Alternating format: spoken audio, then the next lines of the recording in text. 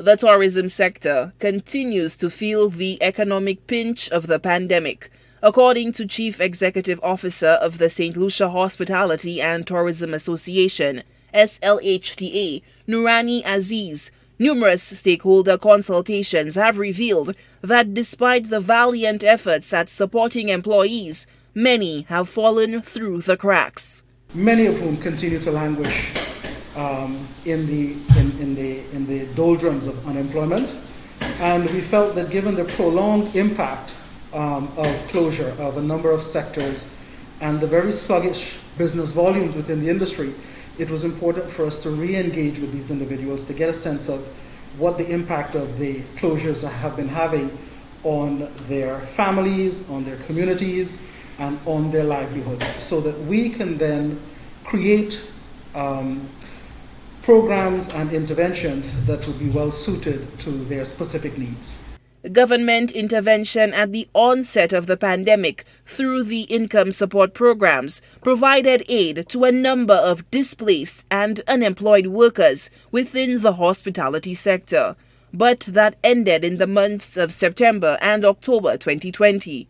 In the absence of additional state-funded aid, various stakeholders continued to deliver some level of assistance.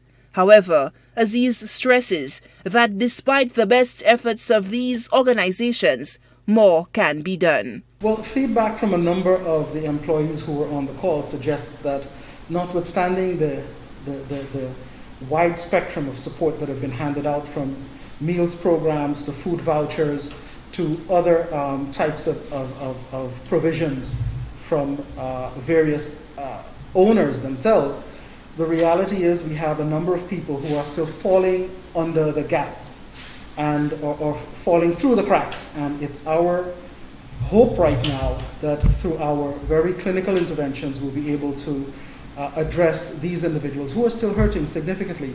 We were very saddened to hear the plight of many single mothers who were still unable to access the food vouchers that were given out through the Recover Saint Lucia initiative, through the SLHTA initiative. Many are struggling with the cost of meeting utility bills as their kids themselves try to meet their commitments through online and at-home schooling. Aziz says the financial burden has affected the mental well-being of many, resulting in mental fatigue, increased stress levels, and mounting anxiety. The SLHTA CEO contends that despite the dour outlook and gloomy picture, stakeholders remain resilient as they hold out hope for the anticipated rebound in the travel and tourism sectors to ensure the much-needed support for their employees. As we push through a very cautiously optimistic but still very challenging timeline for wider reopening, we can't afford to leave anyone behind. And so that degree and quality of engagement was really designed to sift out the gaps that we've been missing and to really try to fine-tune those interventions. All eyes are glued to the tourism product after the announcement of the planned resumption of the cruise ship sector in the coming months. But the return to economic activity will depend on the effectiveness of public health measures, global vaccination rates, the race to defeat emerging variants, and efforts at averting and containing further spikes and waves in cases. Solange Alfred, HTS News Force.